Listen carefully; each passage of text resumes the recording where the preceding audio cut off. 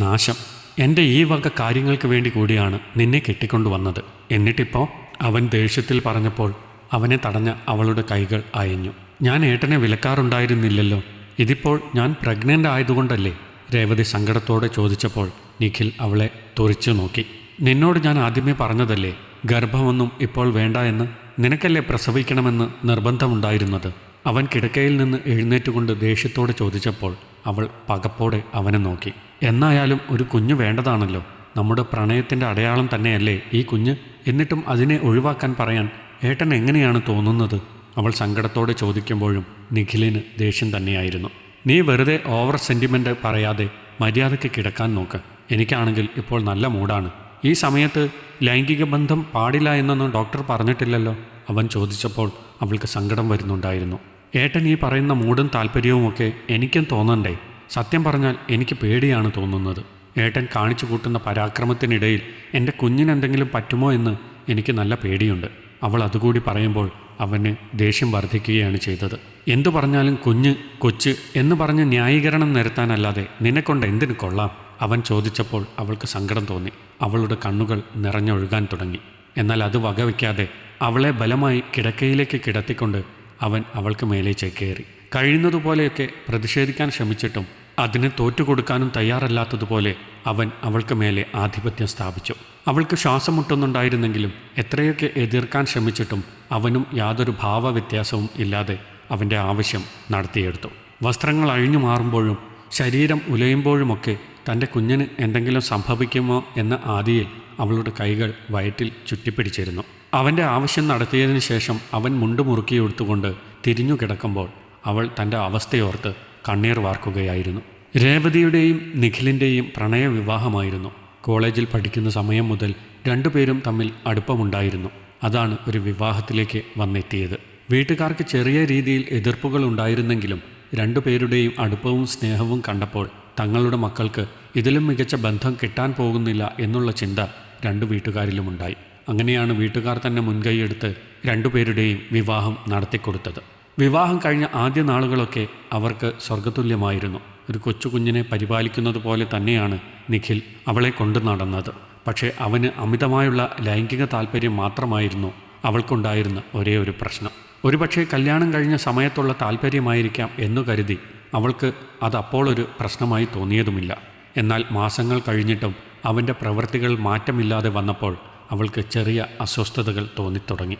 വീട്ടിൽ ആരുണ്ടെന്നോ സമയം എങ്ങനെയാണെന്നോ ചിന്തിക്കാതെ അവന് എപ്പോഴൊക്കെ വേണമെന്ന് തോന്നിയാലും അപ്പോഴൊക്കെ അവൻ്റെ ആവശ്യം അവൾ നടത്തി കൊടുക്കേണ്ടി വന്നു. ഒരിക്കൽ വീട്ടിൽ അവൻ്റെ അമ്മാവനും കുടുംബവും വന്നിരുന്ന സമയത്താണ് അവൻ അവളെയും കൊണ്ട് മുറിയിൽ കയറി വാതിലടച്ചത്. അമ്മാവനോടൊപ്പം അവരുടെ മകളും ഉണ്ടായിരുന്നു. രേവതിക്ക് ആ ഒരു രംഗം ആലോചിക്കെ വല്ലാത്ത ഒരു ചമ്മൽ തോന്നി. അതിലേറെ അവനോട് അമർഷവും. നിഖിലേട്ടൻ എന്തു പണിയാ കാണിച്ചത്? അവരൊക്കെ അവിടെ ഇരിക്കുമ്പോൾ എന്നെയും കൊണ്ട് ഇങ്ങനെ മുറിയിലേക്ക് കയറി വാതിലടയ്ക്കാൻ എല്ലാവരും എന്തു വിചാരിക്കും? ദേഷ്യത്തോടെ അവൾ ചോദിച്ചപ്പോൾ അവനൊന്ന് പരിങ്ങി. പിന്നെ കൊഞ്ചലോടെ അവൾ ചേർത്ത് പിടിച്ചു. ഞാൻ വേറെ ആരെയുമല്ല, എൻ്റെ ഭാര്യയെയും കൊണ്ടല്ലേ റൂമിലേക്ക് കയറിയത്? അവൻ അങ്ങനെ ചോദിക്കുമ്പോൾ അവൾക്ക് നാണം തോന്നും. കാര്യമൊക്കെ ശരി തന്നെയാണ്, പക്ഷേ ഇങ്ങനെയൊക്കെ ആളുകൾ ഇരിക്കുമ്പോൾ കാണിച്ചാൽ അവരൊക്കെ എന്നെയല്ലേ കുറ്റം പറയും. അതുകൊണ്ട് ഇനി അങ്ങനെയൊന്നും ചെയ്യരുത് കേട്ടോ. രാത്രിയിൽ നമ്മുടെ ബെഡ്റൂമിൽ നമ്മൾ മാത്രമുള്ളപ്പോൾ എന്തു സംഭവിച്ചാലും അതൊരു പ്രശ്നമല്ല. പക്ഷേ ഇങ്ങനെ പകൽ സമയങ്ങളിൽ വീട്ടിൽ ആളുകളുള്ളപ്പോൾ ഇങ്ങനെയൊക്കെ പെരുമാറുന്നത് മഹാമോശമാണ്. അവൾ അങ്ങനെ പറഞ്ഞപ്പോൾ അവൻ്റെ ഭാവം മാറി.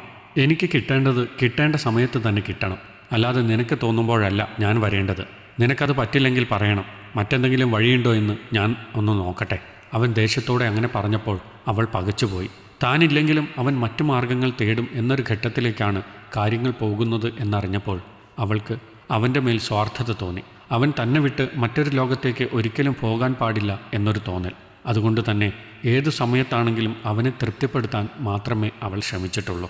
പക്ഷേ ഒരു ദിവസം അടുക്കളയിൽ നിൽക്കുന്ന സമയത്താണ് അവൾ തലചുറ്റി വീഴുന്നത്.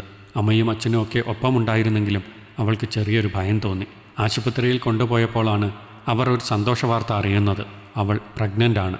രണ്ട് കുടുംബങ്ങളിലും അതൊരു സന്തോഷവാർത്തയായിരുന്നെങ്കിലും നിഖിലിനെ സംബന്ധിച്ച് ആ വാർത്ത അത്രത്തോളം സന്തോഷം പകരുന്നതായിരുന്നില്ല. അത് രേവതിക്ക് മനസ്സിലാവുകയും ചെയ്തു. അന്ന് രാത്രി തന്നെ നിഖിൽ തൻ്റെ നിലപാട് വ്യക്തമായി തുറന്നു പറഞ്ഞു. ഇപ്പോൾ ഒരു കുട്ടിയെക്കുറിച്ച് ആലോചിക്കേണ്ട കാര്യം പോലും ഉണ്ടായിരുന്നില്ല. പ്രഗ്നൻ്റ് ആണ് എന്ന് പറഞ്ഞ് എൻ്റെ ആവശ്യങ്ങൾ നടത്താതിരുന്നാൽ എൻ്റെ സ്വഭാവം മാറും. അവൻ പറഞ്ഞപ്പോൾ അവൾ ഭയന്നുപോയി.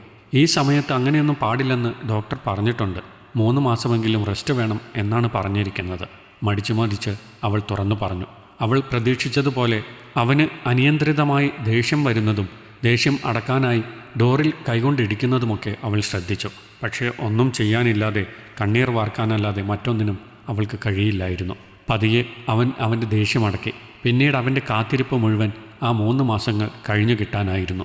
അത് കഴിഞ്ഞു കിട്ടിയപ്പോൾ മുതൽ അവൻ ആഴ്ചയിൽ 1 എന്ന കണക്കിലെങ്കിലും കിട്ടണം എന്ന് വാശിയായി. പിന്നെ അത് എല്ലാ ദിവസവും എന്നുള്ള രീതിയിലേക്ക് കാര്യങ്ങൾ മാറിമറഞ്ഞു.